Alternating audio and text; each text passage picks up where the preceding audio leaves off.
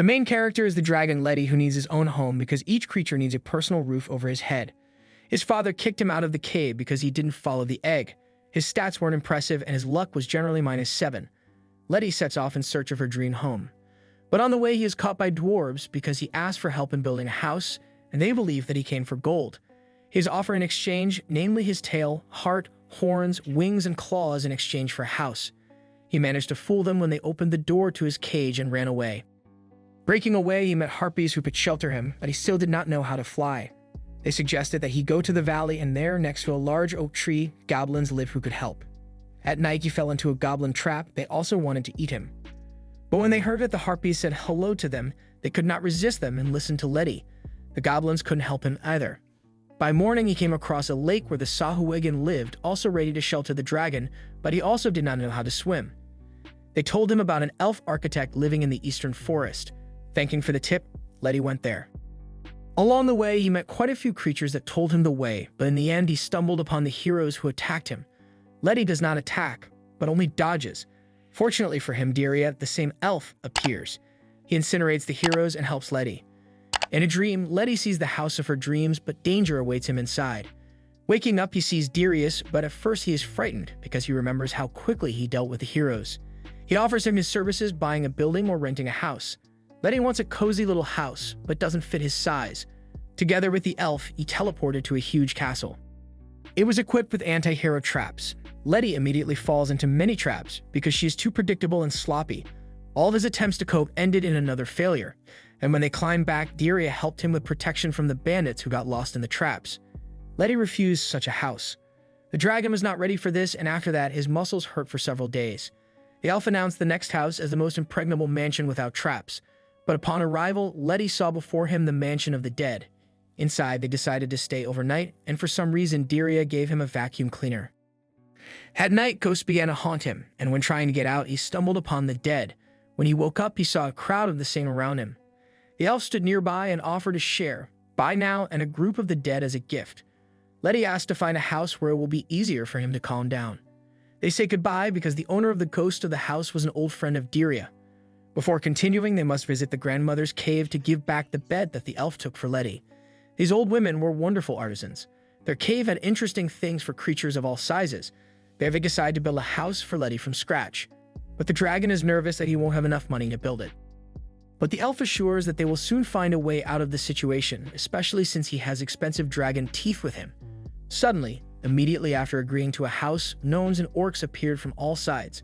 They quickly started building. Letty even managed to fight with the dwarves and screwed up quite a bit. Finally, at the end of the construction of the house, the elf told how he could pay. His plan was for the house to be attacked frequently by heroes and their equipment to be sold. The dragon was immediately frightened, but Daria gave him a team of 3 fighters to protect him.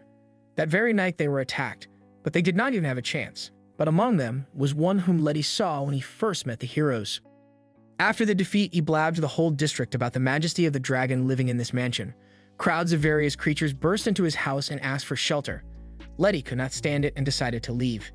Daria met him on the road and said that he would not mind helping him with another house. It looks like that was his plan. On the way, they wandered into an icy plain.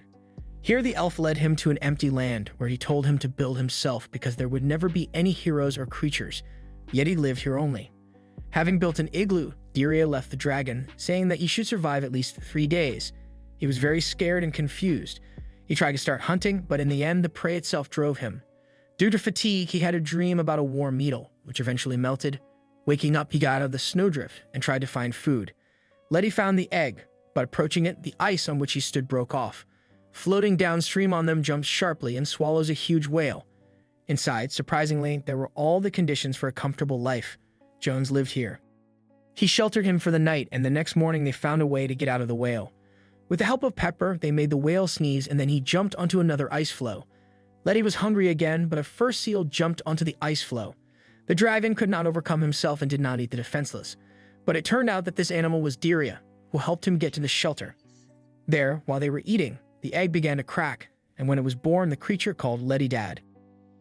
The elf says to keep Prosvog's chick for himself because their affection at first sight is inevitable. These birds do not need special care. All they need is to live in the cold and eat snow. Due to Letty's reluctance to live in winter regions, they travel to the nearest town where they want to find a home for the chick. But the chick shows the maximum desire to stay with his father. Each new house where they wanted to shelter him had its own difficulties. Letty himself also did not want to give his adopted son into bad hands. In the end, there's nothing left but to grow it yourself. When Daria left, one of the villagers wanted to sell the chick and began to step on the dragon. Then Letty tried to scare him away with his fire, but only burned his tongue. By this time, an elf came and frightened off the offender. The chick was named Pip, and he began to live with the dragon. Letty ran out of money because he ordered food for the chick. The dragon needed to earn money, and then he and the elf teleported to the market. Fortunately, theft and fights are prohibited in this market. They came to Amon, a local employer, but without a recommendation, he could not give a job. Pip began to squeak something, and then Amon gave them a chance because the chick told him something. Work for Letty was difficult. One required skill, while the other was simply afraid of him. His next job was in the service industry. The first request was to pretend that the dragon could be summoned by a spell. Everything went smoothly at the meeting, except that the opponents were not surprised. But then Pip was able to make a frightening cry. Soon Letty had a bag of coins. The next work was an experiment on it. The wizard wanted to try to pierce the dragon's scales with his spell, just in case the elf cast protection from magical attacks on him.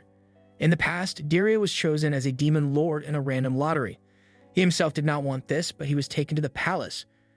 There he made a commotion only by adding the rune. The palace passed into his hands, but he also had to fill out all the papers. The experiment went well for Letty, leaving him unharmed but dirty. Another order came to him when Daria was not around. He needed to deliver a package to one place outside the city. It turned out to be an ambush. Letty ends up in jail. He is told to sit quietly because he would not want to damage the goods. This is very scary for the dragon.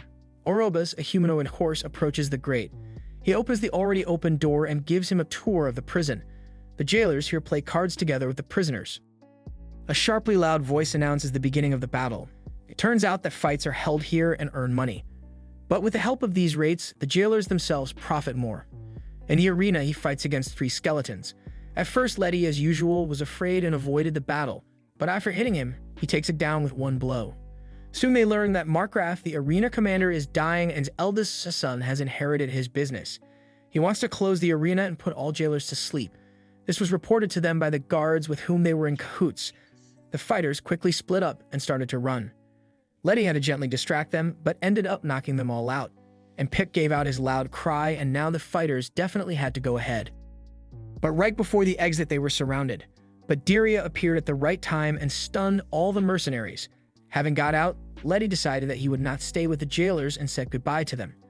Daria decided to take a break for the day, and Letty fell asleep immediately. Pip asked the elf to go for a walk alone. In the meadow, he met a weeping leprechaun whose house was broken. Next to him was his second brother. They asked Pip to find them a shoe for their new home. Nearby was a bunch of heroes from whom he took the boot.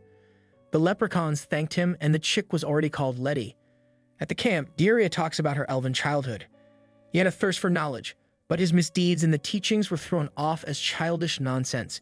He asked for a place where he could read all day long and no one would interfere with him. He was sent to the huge snake Jormungandr, who lives a very long time and knows a lot of things. This place was in the winter region. Here he studied many sciences as well as magic. The only problem here was building a house. Each time Jormungandr broke his house, Daria tried to build a house stronger and stronger. Another desire of his was to build a house that could bear a snake. Here he met those old women who were getting him materials for the house. As a result, after writing a drawing for a long time, he erected a house. Soon after a good training, Varning the Black Dragon arrived to him. He needed help building a house. But then Daria had not yet built houses himself and did not know what to do. But Jormungandr made him change his mind and help Varney. He needed to capture the fortress. He needed Darius more for support because he himself is also legendary. Together, they recaptured the fortress. But this was not enough for the dragon.